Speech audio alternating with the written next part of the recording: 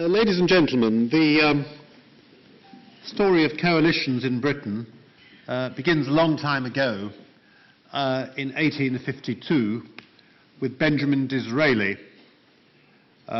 who was Chancellor of the Exchequer in a Conservative government, but a minority Conservative government. And in December 1852, he was presenting his budget to the House of Commons, and it was a very dramatic occasion because outside Parliament there was a thunderstorm raging which could be heard inside. It had a lot of drama to it, and the political drama was that Disraeli knew that he was going to be defeated on his budget because he was Chancellor of a minority government, and there was a combination of Whigs, Peelites and Radicals who became the Liberal Party that were going to beat him. And he knew that when he presented the budget, but he ended in a very defiant way. He said he was going to be defeated by a combination, and he said the combination may be successful. He said a coalition has before this been successful, but coalitions, though successful, have always found this, that their triumph has been brief. And then he concluded with his famous assertion, "This too I know, that England does not love coalitions." And at the end of my talk, I'll do a survey and see how many people agree with Disraeli and how many think he was wrong. And the coalition we have now is, I think, a major event in constitutional and political history. It's the first peacetime coalition that we've had since the 1930s. And it was formed, of course, as I'm sure you all remember, after a hung parliament in the general election last year. And that was the second hung parliament we've had since the war. The first one was in February 1974, but that was not followed by a coalition government, but a minority Labour government, which lasted just 8 months until there was a second general election, which gave the Labour Party a small majority. And the second question that I'd like to really put to the audience at the end is this, that the last hung parliament in February 1974 proved an aberration. We didn't have one for another 36 years. And the interesting question is whether this hung parliament we've just had is equally an aberration, or whether, as some people believe, it could be the harbinger of the future, so that we could be moving into an era of coalition government. Now, as I said, after that last hung parliament in 1974, we had not a coalition but a minority government. And that's been the case after every hung parliament in the 20th century until last year, of course, in the 21st century. But in every hung parliament in the 20th century, we've had a minority government and not a coalition. So this is the first coalition that's followed a hung parliament. But we've had coalitions in different situations which it's fair to call emergencies. We had them in both world wars. Most of the time in the First and Second World Wars, Britain was governed by a coalition. And then the 1931 coalition, which I mentioned a moment ago, that was formed in a serious financial emergency. Now you may say, well, 2010 was also an emergency, but it wasn't quite, I think, at that level, because people then were very frightened of the collapse of the currency. They thought the pound would disappear completely and we'd have a massive inflation of the kind the Germans had had in 1923, which ruined the German middle class. People relied on their savings and so on. And indeed, in 1931, the Prime Minister, Ramsay MacDonald, the Prime Minister of the coalition government, he held up worthless German marks, 20 billion marks, worth nothing, and said this is what will happen in Britain if you don't vote for the national government to save the currencies. A real sense of fear and panic, which I don't think was quite there last year in 2010. Now, these previous coalitions that we've had in Britain, there's a further feature by which they differentiated from our own, the one we've got now, and it's this, that they were formed before general elections and went to the country as coalition governments against political opponents, and interestingly enough, won landslide victories. Now, in the First World War, there was a coalition led by Lloyd George, and that decided to continue into peace. And in 1918, they had a general election, which the coalition was opposed by various Liberals and by the Labour Party, but the coalition, Lloyd George coalition, won a large majority. In 1931, the national government had an election, and it won the largest landslide we've ever seen in British politics. They won 554 seats, and the Labour Party, the opposition, won just 52. So that too was endorsed by the electorate. Now, of course, this coalition has not been endorsed by the electorate. It's different. So it's very specific differences from previous coalitions. First, it's formed after a hung parliament rather than an emergency situation. But secondly, it's formed after a general election and not before one. It hasn't received the endorsement of the electorate. I mean, you might say, I suppose, I think it would be fallacious to say that it's got the support of 59% of the electorate, because 36% voted Conservative and 23% voted Liberal Democrat. But I think that would be a fallacious argument, because it's not clear that all those people would have voted in the same way if they'd known that that particular coalition would have been formed. And certainly I think a number of the younger people who voted Liberal Democrat, students and so on, would not have voted Liberal Democrat if they'd thought that that would be the outcome. So this is a problem with the coalition, that it's got a comfortable majority in Parliament of 78.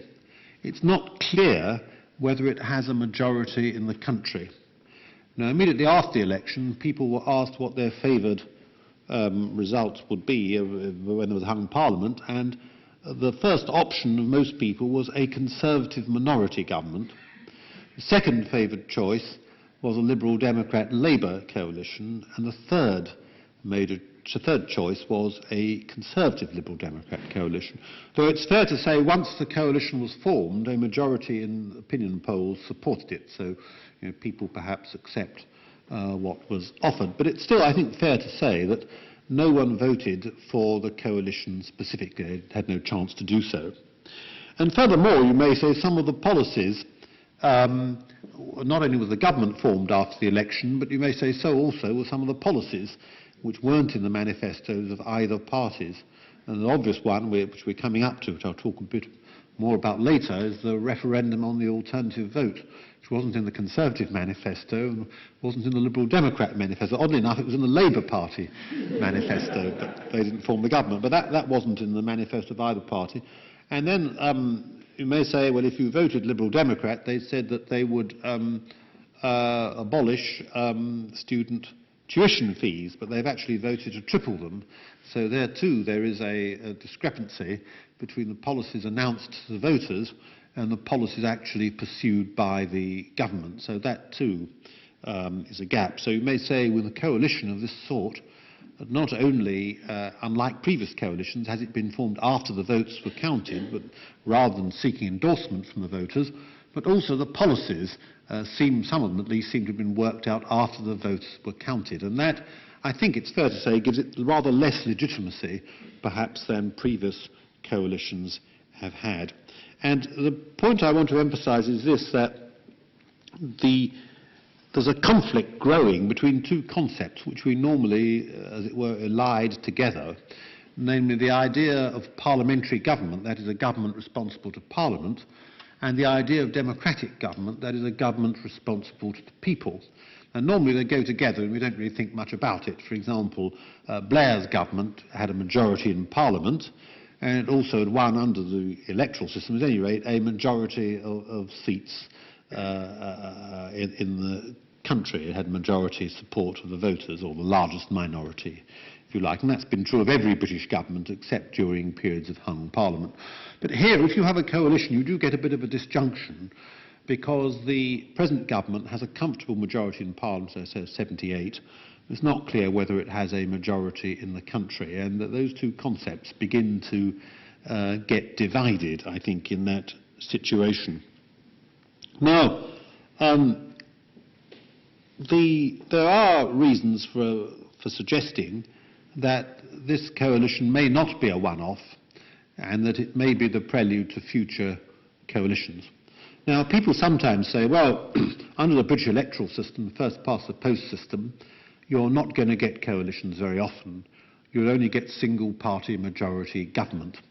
And of course that's been true since the war, except for the one previous hung parliament I mentioned. You do, on the whole, get single-party majority government. But it wasn't true between the wars. Between the wars, if you take the 21 years between the wars, there were only 6 years of single-party majority government, and 12 of the 21 years, during 12 of the 21 years, Britain was ruled by a coalition. So it's really contingent only that our electoral system produces single-party majority government. It could go back easily to producing hung parliaments, coalitions, the sort of thing we saw between the wars. And I think there are two arguments for suggesting that that might happen. The first is the increasing strength of smaller parties, not just the Liberal Democrats, but other smaller parties too, the nationalists in Scotland and Wales and Northern Ireland parties and so on. If you go back 60 years to the general election of 1951, there were just 9 MPs who did not represent the Conservative or Labour parties. There were 6 Liberals. Incidentally, 5 of them had got in without Conservative opposition, only one Liberal. There was only one of the 6 Liberal MPs who'd won against both of the other parties. So the Liberal Party was in a pretty desperate state then. There were only 9 MPs who didn't belong to one of the 2 major parties. Now, obviously, a hung parliament is very unlikely in those circumstances. If you look at February 1974, the previous hung parliament, there were just 38 MPs who didn't belong to one of the 2 major parties. But last year there were 85 MPs who didn't belong to one of the 2 major parties. And that means that one party, to get a decent working majority, needs to get perhaps over 100 more seats than its nearest competitor. That's only happened on, since 1945, I think on 5 different occasions since 1945. It doesn't happen very often. So it's much more difficult now to get an overall majority than it was. That's the first reason. There's also a second reason, which is very important, though it's difficult for us to find the explanation as to why it's happened. And this reason is as follows, that there are many fewer marginal seats now than there were, shall we say, 50, 60 years ago. If you take a marginal seat as a seat which would swing from one major party to another on a swing of 5%, if you look at 1955, there were 166 seats in that category. Now, interestingly enough, they're half that number, just 83. And the reason for that is for reasons we're not quite clear about. Each of the 2 major parties in the last 50-odd years has gained in strength in areas where it was already strong. The Labour Party is now much stronger than it was in the inner cities and in Scotland and the industrial parts of the north. The Conservatives are much stronger where they were already strong, in the south of England and in the rural areas. So there are many more safe seats than there used to be, and many fewer marginal seats. And we don't know why this change has occurred. All we do know is it has occurred, and it's fundamentally altered the nature of elections. And so it means that a party has to get a larger swing to win an equivalent number of seats. It needs to get twice the swing it would need to get in 1955 to win over the same number of seats. So that too must make hung parliaments more likely. Now, having said that, there's, I think, one argument that suggests they may not become more likely, and it is this. You may say at the next election, you'll say either that the economy has improved enormously thanks to those tough measures taken by the coalition government, and that we got rid of the deficit. Unemployment, true, rose for a while, but now has fallen, and economic growth has resumed again, and we're doing extremely well. And I think if you took that view, you'd be very likely to vote for the Conservatives. You'd say, well done, you said it was tough medicine, it was, but now it's working, splendid. Or you may say the economy won't be doing very well, and the Conservative or government's economic policies seem not to be working well at all. In that case, I think you'd probably say, well, I'll vote Labour in that case. So you see the point I'm making, that there are binary assumptions in the British system, and therefore that either way, the Liberal Democrats could get squeezed.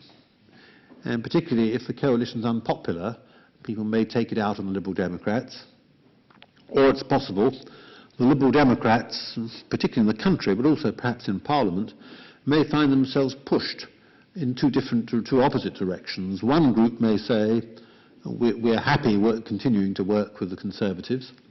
Another group may say, no, Conservatives are far too right-wing for us. We're really a party of the left, and we prefer to work, as many of our supporters do, with the Labour Party. So it splits into two, goes in two different directions. That's precisely what happened in the coalition of the 1930s. That it's fair to say, I'm not saying this will happen again, but previous coalitions have ruined the Liberals for this reason, that they split in two directions. And in the 1930s, one group of Liberals said, when the national government introduced a tariff, abandoned free trade, one group of Liberals said this is a shocking breach of liberal principles. We're strong free traders, we can't go along with this. And they left the national government after just a year. So this government, with a huge landslide, lost a major independent element in the government after just a year. The other wing said, well, free trade might be all right in normal times, but we're in such a terrible depression. People are losing jobs here because of cheap foreign imports. We must protect our own people, and the Conservatives are right in doing that. And they called themselves the Liberal Nationals, and later changed their name to National Liberals. And they eventually merged with the Conservatives. They stayed in the government and eventually merged with the Conservatives. It's perfectly possible for that to happen again. Any people here who, if I can put it delicately, may be slightly long in the tooth, may remember when candidates presented themselves as National Liberals and Conservatives, or Liberals and Conservatives. The last of them was someone who people may remember. It was Michael Heseltine called himself. He stood for Tavistock before he took a seat in Henley, and called himself a National Liberal and Conservative. And a minister in Margaret Thatcher's government, Defence Minister called John Nott, who stood for St Ives, called himself a National Liberal and Conservative. The reason being that in the West Country there was a strong Liberal tradition, and you said you couldn't win a seat if you called yourself just a Conservative, so you should call yourself Liberal and Conservative, or National Liberal as well. The National Liberal Party wound itself up in 1968, and its funds were transferred to Conservatives, who John Nott says then blew it in a futile advertising campaign in one day, so it was a sad end for them. But the real Liberals, if you like to call them that, complained to Churchill in 1950 in the election that there were many candidates calling themselves National Liberals who they said are really Conservatives, and it's misleading the electorate, and Churchill should stop that happening. And Churchill wrote a letter of some sort of impertinence back, really, saying that as he was a former Liberal himself, he couldn't argue about the merits of putting a prefix or suffix beside what he called the honourable name of Liberal. But he said there were no candidates, he noticed, calling themselves Liberal Socialists or Socialist Liberals. And he said, isn't that because liberalism and socialism are profoundly opposite philosophies? And shouldn't your people therefore be working with us to defeat socialism, which didn't quite meet the point that the Liberals were making? But so there's confusion.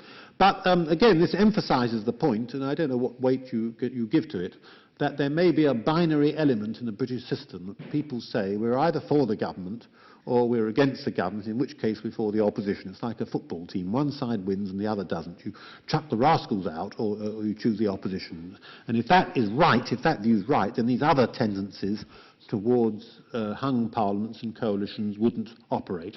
And it's fair to say that the last 30 years or so of British electoral history show that we've tended to swing from landslide to landslide, and giving governments a long period of office and then throwing them out with a landslide to the other side. And that was not quite the case in 2010, but we did that with Margaret Thatcher, longest period of government by a single party since the Napoleonic Wars, and then the longest period of Labour government it's ever had, 13 years in office, before we changed there. So it may be that we're still a binary lot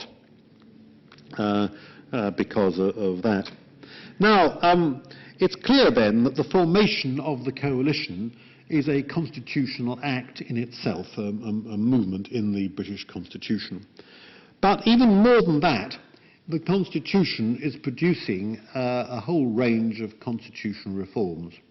Now, I mentioned earlier about people long in the tooth, but people slightly less long in the tooth, because I only talked about 4 or 5 years ago, may remember I gave a series of lectures that I called the New British Constitution, which became in 2009 a book. And I talked about the radical reforms, constitutional reforms of the Blair government. And I assumed, as perhaps many people did, that when that government came to an end, particularly if we had a Conservative government, we'd come to the end of the period of constitutional reform. But instead we haven't. We've got a new period of constitutional reform, in some ways more crucial constitutional reforms than those of the Blair government, because after all, what could be more important than changing the electoral system for the House of Commons, passing an act providing for fixed-term parliaments, and proposing to change the House of Lords to an elected chamber. These are very fundamental reforms, whatever view you take about them. And someone said, in an interesting comment, he said, we've got an unwritten constitution, but it's being rewritten before our eyes, and there's a whole process of constitutional reform going on. And those who came to my early lectures may remember a comment by the then Welsh Secretary in 1997, I think, Ron Davies, about Welsh devolution, which he said was a process and not an event. And I think that's true of constitutional reform in general, that it's a process and not an event, an ongoing process. And even a Conservative-dominated government is very much involved in that process of constitutional reform. Now, I said these are very important and radical reforms, and Nick Clegg, the Deputy Prime Minister, has said, perhaps a bit of politician's hyperbole here, but he said it's the biggest shake-up of our democracy since 1832. I mean, you may think that's a bit of an exaggeration, but still there are important reforms. And obviously the main one, which I didn't say we're all interested in now, but I think perhaps very few people in the country are interested in, but anyway we've been asked to vote about, is the reform of the electoral system to the alternative vote. Now, I'm sure everyone here knows what the alternative vote is, though people who were interviewed, you may have seen by the BBC's Nick Robinson last week at the Cheltenham races, weren't too sure. And one person, when asked what AV was, thought it was the name of one of the horses in the Gold Cup race. So, I'm sure you all know that by the alternative vote, instead of putting an X on the ballot paper, which we do now, you vote in preference, 1 for your favoured candidate, and 2 for your next favoured candidate, and 3 and so on. And if any one candidate doesn't get 50% of the vote, then you eliminate the candidate at the bottom and redistribute second preferences until someone has got a majority. And some people have criticised this, I think wrongly, by saying that it gives some people 2 votes, or even 3 or more, and others no votes. So if you vote for a small party, which is eliminated, shall we say the Greens, you may get 2 or 3 votes. But if you vote for a major party, which isn't eliminated, shall we say the Labour Party, you only get 1 vote.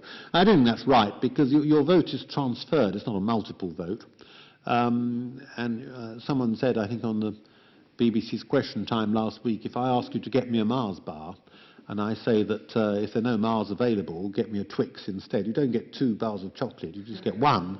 And, a transferred vote is not, I think, a multiple vote. It's fair to say you get a multiple chance under the alternative vote. But your vote is really, under the alternative vote, it's a direction to the returning officer to ensure that your vote is used with as much effect as possible.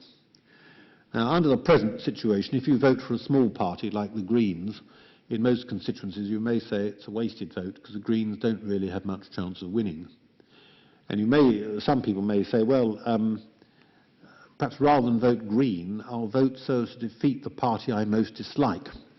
And if you're a Green, you may say the party I most dislike, the party that's most unsympathetic to environmental matters, is the Conservative Party.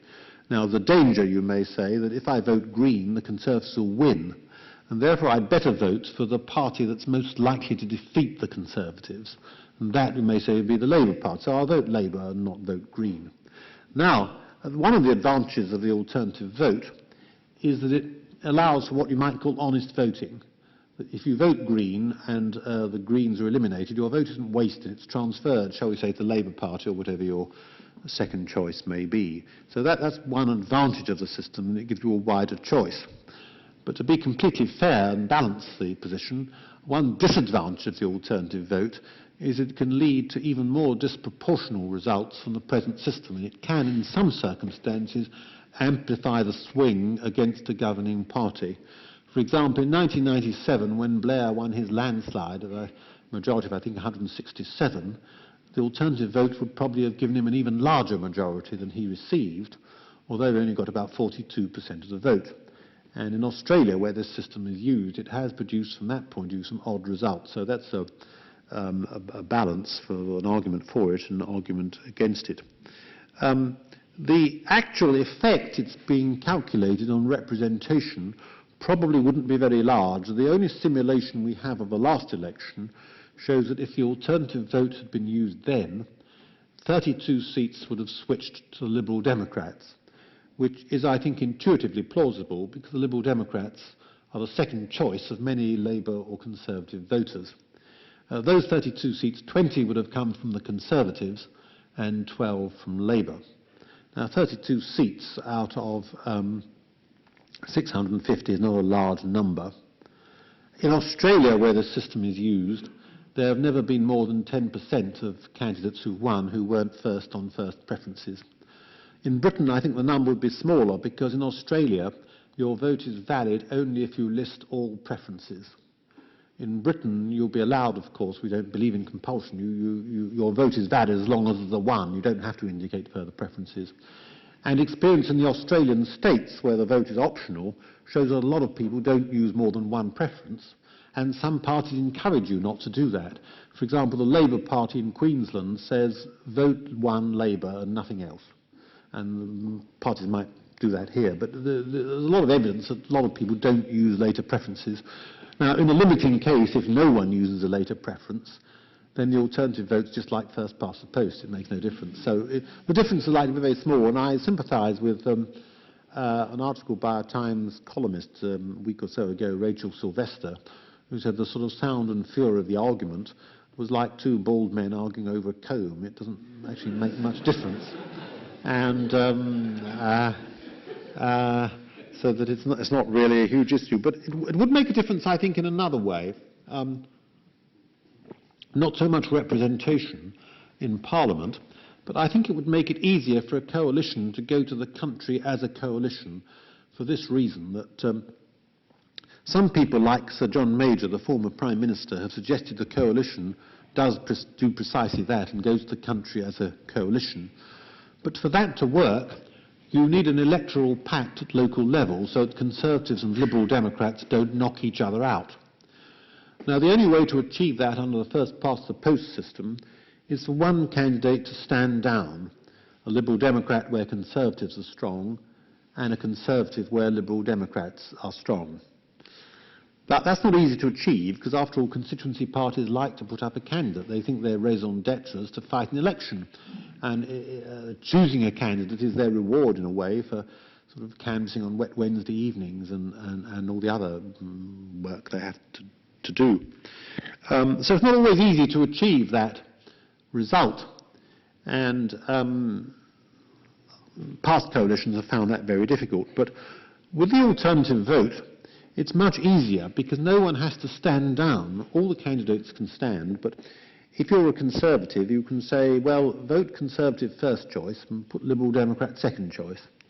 And if you're a Liberal Democrat, you say, well, vote Liberal Democrat first choice and Conservative second choice. So I think the true significance of the alternative vote is that it makes coalition government much easier. It facilitates coalition. And the only advice I'd give about the referendum, I think, is this, that if you like coalitions, you should vote for the alternative vote. If you don't like coalition, you should vote against it. It makes coalition more likely in two ways. Firstly, that it will increase, admittedly to a small amount, but 30-odd seats from the last election, will increase the support for Liberal Democrats, so making a hung parliament more likely. And secondly, as I have just said, it will facilitate coalitions at local level. So it's likely to increase support for coalitions. But it's interesting that although, as I've said, the effects otherwise won't be large. There is a tremendous amount of sound and fury about it. And again, in her article in the Times, Rachel Sylvester said it reminded her of what Henry Kissinger said about academic disputes. He said disputes between academics are always very vicious because the stakes are so low. And, you may say here the stakes are low in some ways too, but I think the political consequences of the referendum could be very striking indeed. And all previous referendums have had very important political consequences. If you look at the only other national referendum we've had, which was in 1975, when we had a referendum on whether we should stay in the European Community or leave, that had a 2-to-1 majority for staying in. And that had strong political effects. It first marginalised and weakened the left wing of the Labour Party, because they'd been the main people then advocating that we should leave. The Conservatives were then much more pro-European than they are now. And secondly, the experience of working together encouraged many people on the right wing of the Labour Party, like Roy Jenkins, to think that they might have more in common with the Liberals than with their own left-wing colleagues. And therefore I think that referendum played some part in the split in the Labour Party, which occurred in 1981, whereby the Jenkins pro-European wing left the party and formed an alliance with the Liberals. So I think that had important consequences. Now, in 1979, there were 2 referendums on devolution in Scotland and Wales which failed. The government supported devolution, but the voters didn't. And that had huge consequences because the Callaghan government, the Labour government, was dependent on the votes of the nationalists. It was a minority government and depended on the votes of the nationalists. And the nationalists then withdrew their support from the government. So Callaghan was defeated in a vote of confidence in Parliament. He was forced to go to the country rather earlier than he wished. Remarkable, very rare, obviously, governments to be defeated on a vote of confidence. And the general election opened the way to 18 years of Conservative rule. So that too had very major and radical effects. And I think the present referendum will also have magical effects because I think that whichever way it goes, the grassroots of one of the political parties will be very disappointed. Obviously, if there is a no vote, Liberal Democrat supporters would say, we've sacrificed a lot for this coalition. We've accepted the Conservatives' economic policy, their policy on student fees, which has got us into trouble with a lot of young voters. All the other things, what have we got for it? We hoped for this major constitutional reform, which would have helped us move perhaps towards proportional representation. We haven't got that. Why are we remaining in the coalition? What benefit is it to us? Now, if there's a no vote, if there's a yes vote, the Conservatives at grassroots will say, now, this is going to help the Liberal Democrats, and therefore it's going to make it more difficult for us to get a Conservative single-party majority. The more seats the Liberal Democrats have, the more difficult it is for us to get an overall majority. Why have we done this? Why have we made this surrender to the Liberal Democrats? Firstly, because David Cameron wasn't, as it were, good enough to win an overall majority, in which case we wouldn't have needed to work with these people. But secondly, because he weakly conceded, they would say, this referendum. And it's made life much more difficult for us and makes it more difficult to get Conservative policies through. So either way, the grassroots of the parties will be upset.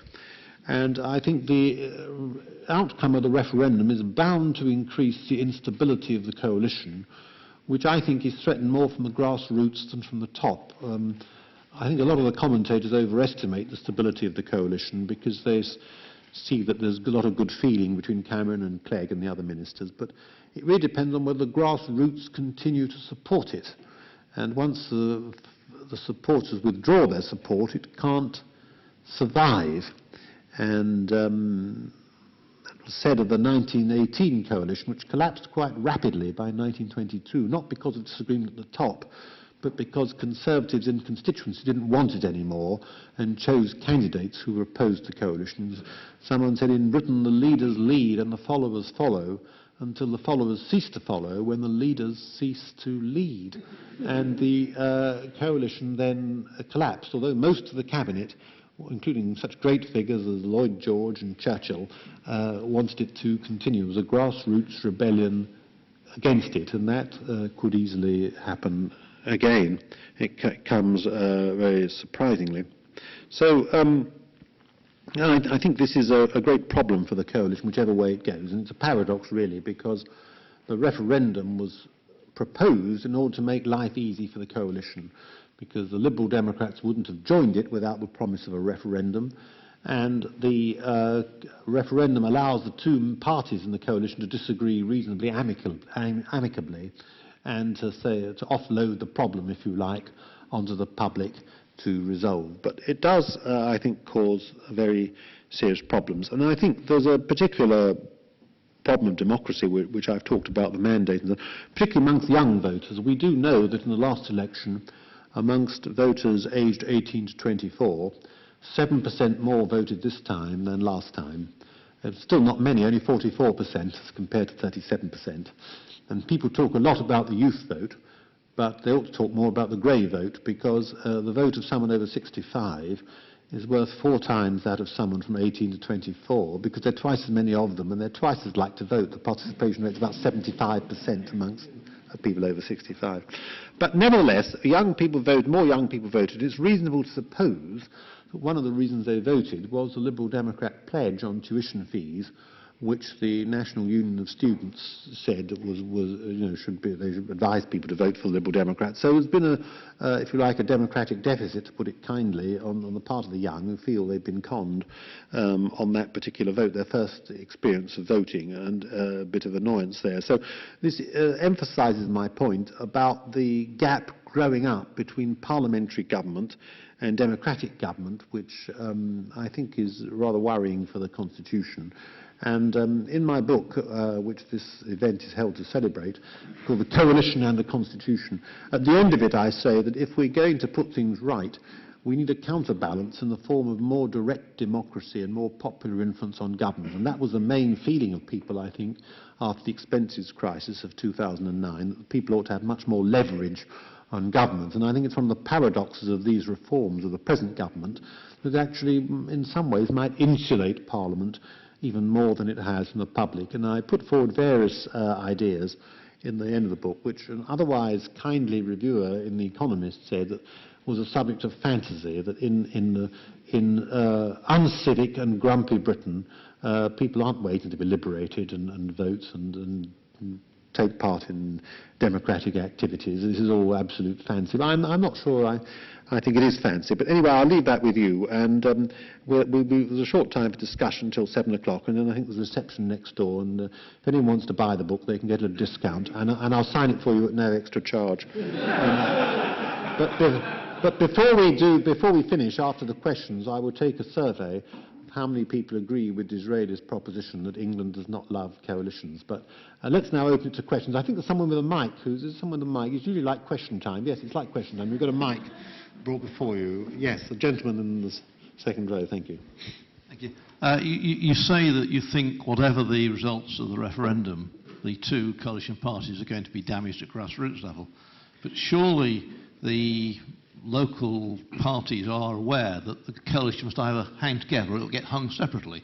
Because whereas, had we had an election soon after that one, Tories would have probably won it. Now, the vote's going to go to Labour because both parties are unpopular. They shouldn't break up, basically. This is an interesting question, you see, because the Fixed-Term Parliaments Bill means that the coalition could break up without an election, because previously, before the Fixed-Term Parliaments Bill, if the Liberal Democrats threatened to leave the coalition, Cameron could say, if the Conservatives were doing well, I'm going to call an election and you'll be smashed and we'll get a majority.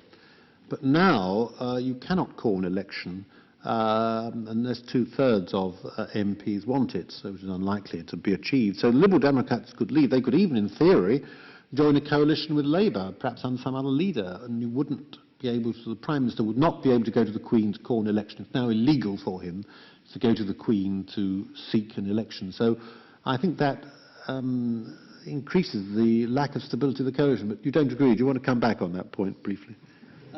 Well, I've always thought that fixed-term parliaments are in a sense a bit stupid, and ditto for elected leaders of local councils.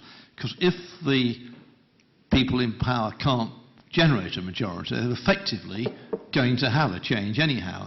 And if there isn't a sufficient other coalition to take control, and as we know, it has to be a very rainbow coalition, the odds are that there has to be an election anyhow. Well, I agree with you. I'm not in favour of the fixed... I agree with you to this extent. I'm not in favour of the Fixed-Term Parliaments Act, but it is on the statute book. And if the Liberal Democrats decide to leave the coalition, or one wing decide to leave the coalition, you have a number of alternatives. You could either have a Conservative minority government, could continue till 2015, or you could have a Lib-Lab government, perhaps supported by the Nationalists. But there wouldn't necessarily be an election. So I think that gives a greater incentive for the Liberal Democrats to leave the coalition if it's getting unpopular. They can't be threatened with an election. Yes, gentleman there. In your analysis of the consequences of the proposed changes, you didn't actually mention the other element of it, which is the reduction in the number of seats, the far more rigid rules about boundary changes. Presumably the effect of that will be that there will be massive redistribution of seats at every boundary review, in fact at every election as I understand it. Do you think that will not have an effect in terms of sort of incumbency and hence perhaps increased marginality, because people won't realise who is the incumbent? Yes, I'm glad you raised that point. It's a very crucial point which I should have mentioned, that the next election will be the most unusual in British history, because if it takes place after the boundary review of 2013, because it means every constituency will be a new constituency, because the number's being reduced from 650 to 600, and there's going to be a boundary review. And that means, in theory at least, that every constituency association will be free to choose a new MP. Now, in theory, that could mean that you'd choose between, shall we say, a Conservative who says the coalition is a good thing, we ought to continue with it, and another Conservative says, no, we want real Conservative policies on Europe and immigration and crime and so on, none of this Liberal Democrat wishy-washy stuff and so on. So that's possible. Now, the Conservatives are trying to avoid that by trying to guarantee that the existing MPs are parachuted into seats, and they're trying to impose them from the centre. And that, I think, also could cause a lot of trouble with the grassroots, because we saw before the last election some of the candidates who Cameron wanted to impose tend to be more liberal, younger, more females, than the constituency organisations wanted. So I think there's a bit of trouble heading there. But we've never had it before that every constituency will be a new constituency. And I think the Liberal Democrats, who are a decentralist party, will have even more problems with their selection of candidates. It's worth noting in 1922, the Conservatives had already chosen, before the election, 180 candidates who were opposed to the continuation of the coalition, that is, opposed to the policy of their leadership. Now, they were properly chosen. They were official Conservatives, been chosen the proper way, but they were opposed to the policy of the leadership, and that meant the coalition really couldn't go on. I think there's some danger of that happening in this situation. And as you say, there'll be boundary reviews every 4 or 5 years, so constituency much less communities, because there's going to be a much closer concern with numerical accuracy and arithmetical accuracy rather than community. I mean, constituencies could cross rivers and mountains, for example. There's been talk of a constituency crossing the Tamar, the border between Devon and Cornwall, because there must be as nearly equal, within 5% tolerance. There are only 3 exceptions: the Western Isles, Orkney and Shetland, and the Isle of Wight. Yeah, gentleman in the front. One of the bizarre aspects of the current campaign is that the Electoral Reform Society, which for all its life has campaigned for proportional representation, is now campaigning for what Mr. Clegg referred to as this miserable little compromise. Now, my question is, are the prospects for proportional representation at Westminster, are they going to be improved irrespective of the outcome of the results in 3 weeks' time? Yes, a good question. I mean, it is odd that the Electoral Reform Society, whose constitution provides that it's working for proportional representation, is campaigning for a system which I think both supporters and opponents of the alternative vote have to agree is not proportional representation. You may think it's a good system, it is not proportional representation. But on the point of your question, you can say, if you're in, let's say you're in favour of proportional representation, what should you do? You can say, yes, I will vote yes for the alternative vote because this will be a move towards it, and open up the electoral system, and particularly if it strengthens the Liberal Democrats, gives them a stronger hinge position, they could then bargain after the next election for proportional representation. So I'll vote for it if it'll make proportional representation more likely. But you could say, no, wait a minute, people aren't going to change electoral systems every few years. The argument will be, if it gets through, let it bed down, and we'll be stuck with the alternative vote forever. Now, if you're going to vote no, you could say, if I vote no, we're more likely to get proportional representation, because people will say, the alternative vote was defeated because it wasn't proportional representation. And next time we'll have a referendum on proportional representation. Just as devolution was defeated in 1979 and we got what many people think was a better version in 1997.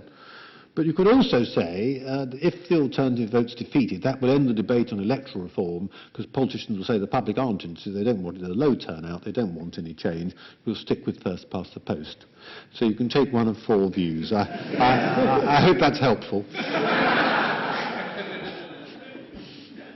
David Owen, the former Foreign Secretary, is voting no and writing underneath at the bottom, no to the alternative vote, yes to proportional representation. That makes his vote invalid, because if you write anything other than a clear indication of your vote, it is invalid. You said that one of the arguments that you would put against AV was that it would encourage greater coalitions. Or that No, I'm not saying it's an argument against. It depends whether you like coalition. Well, you mentioned that as a case, let's say. I'm not clear why that is the case. If you say that local parties, Conservative and Liberal Democrats, in an election offer each other the chance that you do a 1 and the other one's a 2 and so on, and the other way around. I don't see that the likely result of that presumably will be that if things go the way they want, the Tories will get a lot of extra seats and the Liberal Democrats will get a lot of extra seats, but there won't be a hung parliament, and so there won't be a need for necessarily to have a coalition. The Tories will just get a majority. No, I think the alternative vote will benefit the Liberal Democrats more than the Conservatives, because they're the second choice both of Conservatives and of Labour voters, many of them anyway. The Conservatives are maybe the second choice of UKIP voters and of some Liberal Democrat voters, but some Liberal Democrat voters will say their second choice is Labour. So I don't think... Anyway, the simulation of the last election makes the Conservatives lose 20 seats. It's true that if they have an electoral pact at local level, that would alter the situation. Well, that's what I was referring to. Yeah, but I think in that case the coalition would win an overall majority and not the simply the Conservatives, I suspect.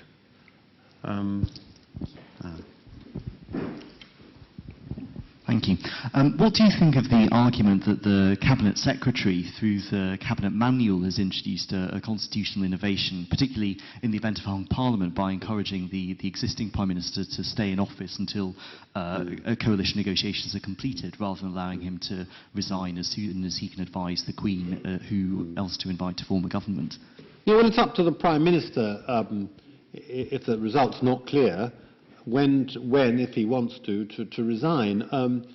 In the past, in the 19th century, Prime Ministers always used to meet Parliament after general elections, because obviously in our system it's Parliament that decides. It's the Queen's speech, which is in effect a vote of confidence. And the first Prime Minister to break with that convention, again, was Disraeli in 1868, because the Liberals had won an overall majority, and he thought it'd just be a waste of time to meet Parliament and be defeated. But where the result's unclear, you might easily wait and see what Parliament do. And Gordon Brown could have done that if he'd wanted, but presumably thought it was pointless. But it seems to be a political decision as to when the Prime Minister resigns. It's up to him to decide, not really a constitutional matter of rules, but political. And Gordon Brown could have resigned immediately after the election.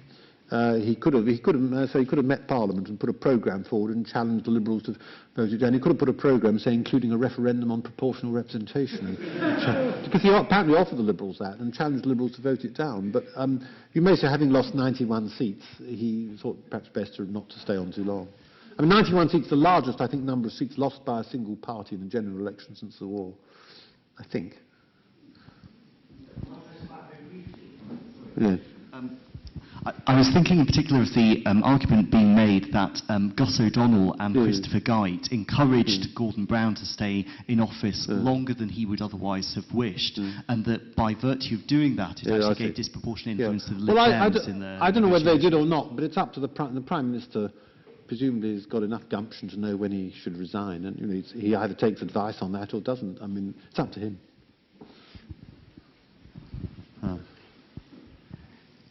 As we've got no precedent for alternative voting system, we have to some extent, reflect on other countries which have got it, like Australia and Papua New Guinea. Now, what, in your opinion, I mean, how is that going there? I mean, let's take We've heard more about Australia, but what about Papua New Guinea? I don't know anything about that, I'm afraid. I mean, Australia, the federal government, is at the federal level, where you for a vote to be valid, you have to list every preference. But I'd say fewer than 10% of candidates win who wouldn't have won on first preferences. It has little effect. The effect in the states of Australia, like Queensland and New South Wales, where voting is voluntary, you just have to list the first preference. The effect is that most people don't use later preferences very much. I mean, in people in this room, could you imagine using a 7th or 8th preference? You're faced with a 7th or 8th preference between, I don't know, the English Democrats and the BNP or whatever. I mean, are you going to really fill all your preferences in? I think most people won't. The evidence is that most people don't use all the choices that they can use. And, you know, there's a lot of, I think, sometimes nonsense talked about MPs elected on a minority vote in Britain, which two-thirds were in the last election. But I think most people aren't, and they said they lack legitimacy, but I think most people aren't aware of where their MPs won on a minority vote. A lot of people don't know the name of their MP, let alone whether they won on a minority vote. So, you know, I think Australian experience tells one to be a bit cautious, really. And, Papua New Guinea? I don't know about Papua New Guinea, I'm sorry. I don't know how long they've had the system. Or Fiji uses it, but again, I don't know anything about Fiji. Australia's used it for some time. The other countries, I think, haven't. Do you think that the fact that the three leading parties at the moment are more centrist in the way they see politics and the world encourages a greater sort of degree of coalition? Great degree of? Coalition. Yeah, it's an interesting question. I think the alternative vote gives a greater weight to centrism for this reason, that the Liberal Democrat vote will count for greater weight because it can go on a transfer to either party, Labour or Conservative. A party on the extreme, like, shall we say, UKIP, most of UKIP's second preferences would go to the Conservatives. I think they've really nowhere else to go. So I think a party of the centre has greater weight. There'll be more people bidding for those votes than there would of votes of the extremes. And this relates to the question a lot of people ask. It's been used on both sides in the debate about whether it would help the BNP. And I think the answer is this. The BNP would be very unlikely to win any seats under the alternative vote because they won't get any or many transfers. But they probably would get more first preferences because I suspect there are some voters who say, just as they do with regard to the Greens, I would like to vote BNP, but my vote may be wasted and it'll help a party of the left if I vote BNP, so I'd better vote Conservative, though I'm not really a Conservative, shall we say.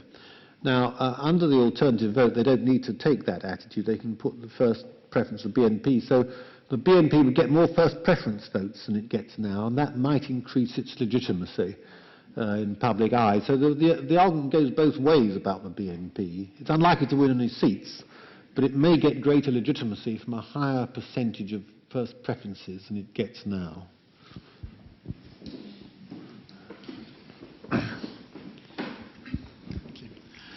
Yeah, so the Labour Party currently uses AV to elect their party leader. Yeah. The Lib Dems use single transferable vote, and the Tory party use a multi-round system, which is very similar to AV. Could you comment on why it's accepted practice to use this for party elections, but not accepted practice? If you're electing a single person, the alternative vote is a sensible system because it ensures that person will have over 50% support. But if you're electing a whole parliament, it's not necessarily sensible because you could, in theory, have every MP winning the election by 50%, but a thoroughly disproportional result. For example, you could have in half the, I'm taking an extreme example, you could have half of the constituencies where the MP, shall we say the MPs of the Labour Party in half of the constituencies win the election and get just over 50% of the vote, but they're only 10% ahead of the other parties. Whereas in the other 50% of constituencies, the Conservatives win by landslides, you see. So, I mean, you know, you could have a totally disproportionate result, even though you had that as an interesting argument in South Africa in 1948. You had only two parties, so it's equivalent to the alternative vote. And the Nationalist Party, which wanted to introduce a apartheid, won the election, although it got many fewer votes than the United Party, because the United Party piled up huge majorities in the urban seats, and the National Party won very small majorities in the rural seats, but won more seats. It had a smaller vote. The nearest election we've had to the alternative vote in Britain was the coalition one that I mentioned earlier in 1931, because in most constituencies you had just one national candidate, a coalition candidate, against the Labour Party. So it's equivalent almost to the alternative vote. And it's interesting because then a 2-to-1 majority in votes, 66% roughly to 33%, led to a 9-to-1 majority in seats. So you can have under the alternative vote very, very disproportionate results. But for electing one person, it makes a lot of sense.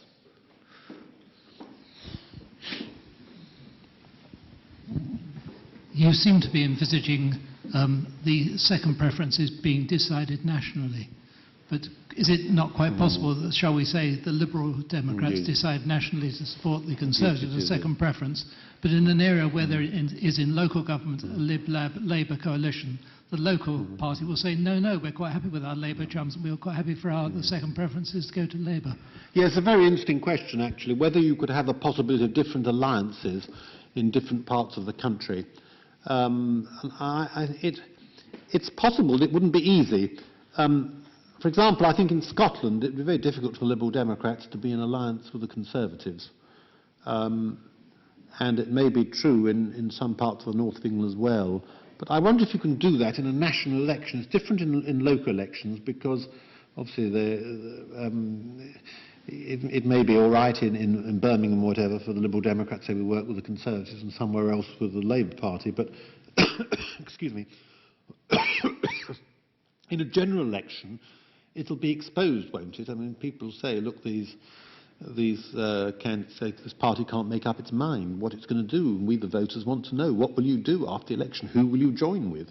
I think there'll be a lot of pressure not to do that. It's certainly a possibility of different alliances, but I'm slightly sceptical of whether in our rather national political culture it will occur. But it's an interesting question, certainly.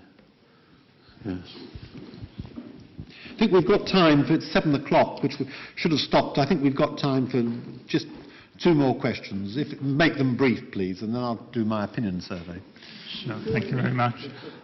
Do you think a no vote would strengthen Nick Clegg's demand for an elected Senate, a proportionally elected Senate? Do you think that would affect the debate about an elected Senate? I think if AV is rejected, the Liberal Democrats will be in a stronger position to call for an elected Lords, because I think there'll be a lot of pressure to give them something. So if it gets through, the Conservatives on the whole, I think, don't want it. So, but I think if the Liberal Democrats are frustrated, they'll need to have something to show their supporters, and the elected Lords might be it. Yes.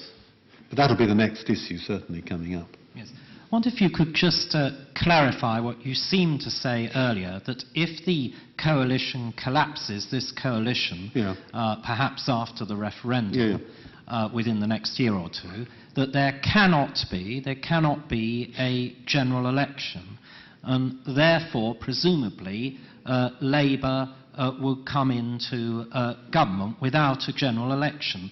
Well, wouldn't there be an enormous political outcry at that? Yes, you can have an election only in 2 circumstances. Firstly, if 2/3 of MPs vote for it, and secondly, if no government can be formed within 14 days.